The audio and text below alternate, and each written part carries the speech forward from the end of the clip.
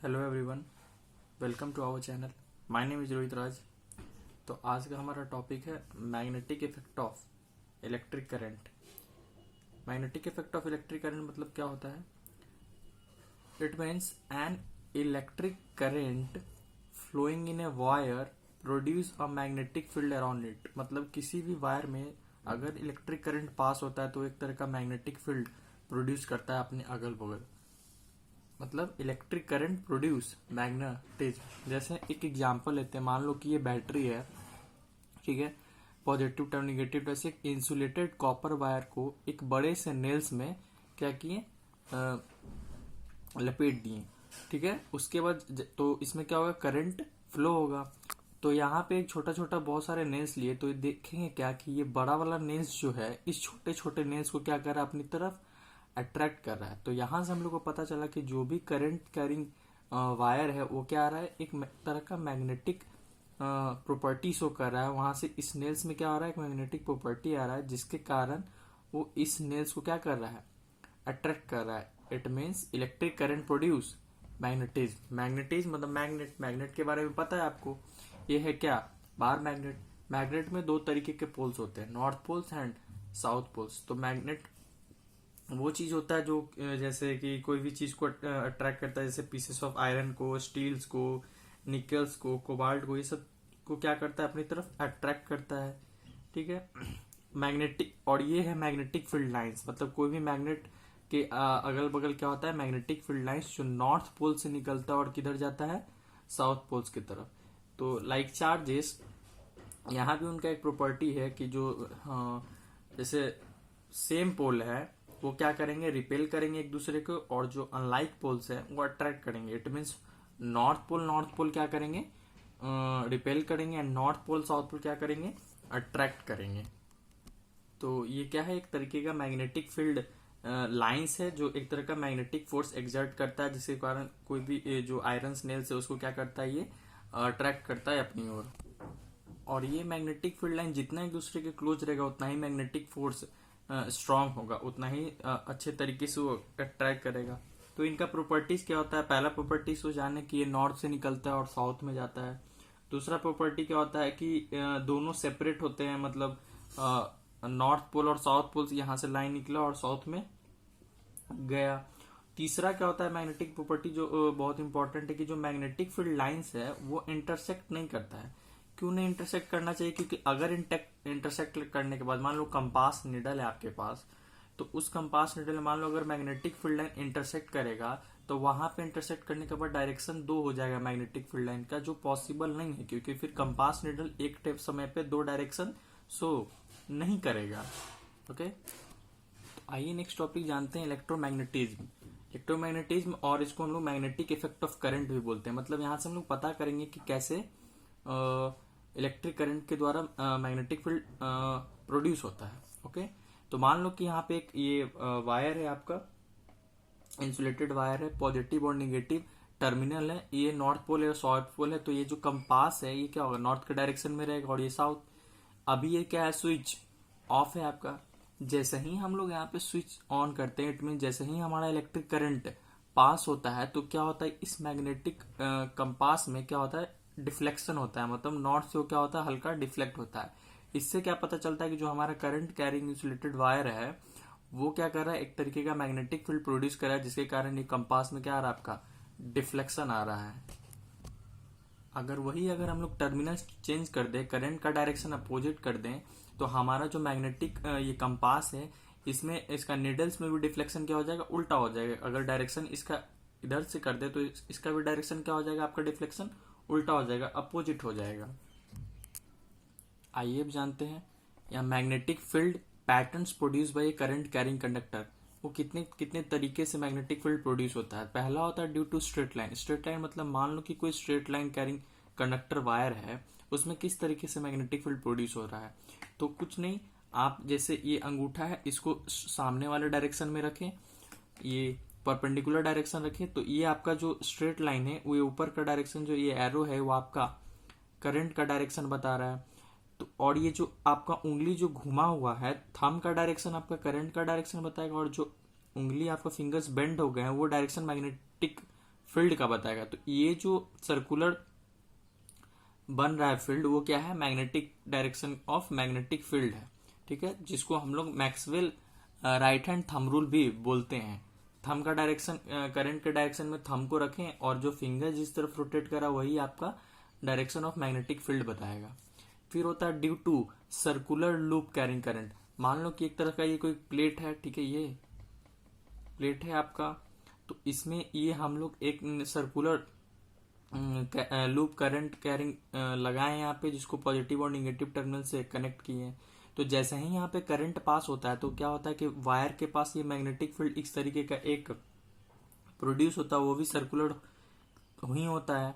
तो ये कैसे हो रहा है कि जितना करीब वो वायर के पास रहेगा उतना ही इसका मैग्नेटिक फील्ड स्ट्रांग होता जाएगा, और जैसे जैसे दूर होगा एट एंड जो मिडल ऑफ द सेक्शन में क्या होगा, ये मैग्नेटिक फील्ड का डायरेक्शन एकदम स्ट्रेट दिखा रहा है। देन उसके करीब जितना ही जाएगा मैग्नेटिक फील्ड क्या होते जाएगा, स्ट्रांग होते जाएगा। इट मीन्स जो हमारा ये यहाँ पे कंडीशन क्या दिखा रहा है कि जो स्ट्रेंथ ऑफ मैग्नेटिक फील्ड जो प्रोड्यूस हो रहा है इस करंट कैरिंग कंडक्टर कॉइल के द्वारा, कि जितना नंबर ऑफ कॉइल हम लोग इंक्रीज होगा उतना ही इसका स्ट्रेंथ भी इंक्रीज होगा, जितना करंट फ्लो करवाएंगे उतना ही मैग्नेटिक फील्ड भी उतना ही स्ट्रांग होगा, और जितना रेडियस डिक्रीज होगा उतना ही उसका मैग्नेटिक फील्ड भी बढ़ेगा, मतलब उल्टा हो जाएगा। क्योंकि आपको भी पता है कि जितना करीब लाएंगे उस किसी भी चीज को, जैसे मैग्नेट है, मैग्नेट के पास आप जितना करीब लाएंगे उस चीज को उतना ही जल्दी अट्रैक्ट होगा, जितना दूर ले जाएंगे उसका क्या होगा, उतना ही मैग्नेटिक फील्ड कमजोर हो जाएगा। ओके, ड्यू टू सोलोनाइड में इसमें कैसे मैग्नेटिक फील्ड प्रोड्यूस होता है। सोलोनाइड क्या होता है, एक लॉन्ग कॉइल कंटेनिंग लार्ज, मतलब एक तरह का कॉइल होता है जिसमें large number of insulated copper wire को क्या करते हैं, उसमें टर्न कर देते हैं। तो इसमें जब हम लोग करंट फ्लो होता है तो इसमें जैसे बार मैग्नेट में करंट होता है ना फ्लो, जैसे आप पीछे देखे थे बार मैग्नेट में क्या होता है, नॉर्थ से निकल रहा था साउथ में, सेम उसी तरह इस वाले सोलोनॉइड में भी उसी तरीके का मैग्नेटिक फील्ड प्रोड्यूस होता है। जैसे यहाँ से नॉर्थ से निकल रहा है साउथ में जा रहा है, और मैग्नेटिक फील्ड के अंदर में जो सोलोनॉइड के अंदर में जो मैग्नेटिक फील्ड होता है वो कैसा होता है, स्ट्रेट लाइन होता है। तो इसका यहाँ पे स्ट्रेंथ ऑफ मैग्नेटिक फील्ड कैसे डिफाइन होगा कि यहाँ पे जितना नंबर ऑफ कॉइल रहेगा सोलोनॉइड में, लार्ज नंबर ऑफ, उतना ही मैग्नेटिज्म प्रोड्यूस होगा, जितना करंट पास करेंगे उतना ही ज्यादा स्ट्रॉन्ग मैग्नेटिक फील्ड प्रोड्यूस होगा। फिर नेचर ऑफ कोर मटेरियल पे भी डिपेंड करता है, जैसे uses of soft iron core हम लोग यहाँ पे रॉड का यूज करते हैं, उससे भी हमारा मैग्नेटिक फील्ड क्या होगा, स्ट्रांग रहेगा।